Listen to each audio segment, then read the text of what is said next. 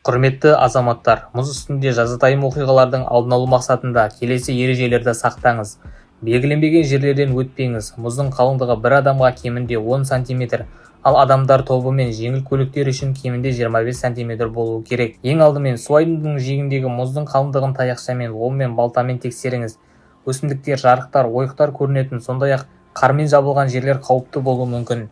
Құтқару кеудешесін киюді ұмытпаңыз. Өзіңізбен бірге ысқыры құтқару бізді, су өткізбейтін қапшықтағы ұялы телефон болуы керек.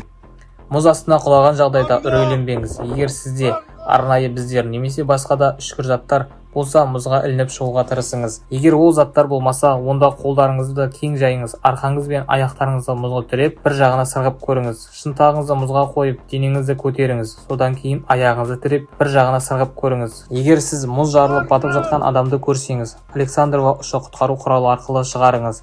Немесе сізде ол болмаса, оны киімді, белдікті және басқа заттарды бір-біріне байлау арқылы жасауға болады.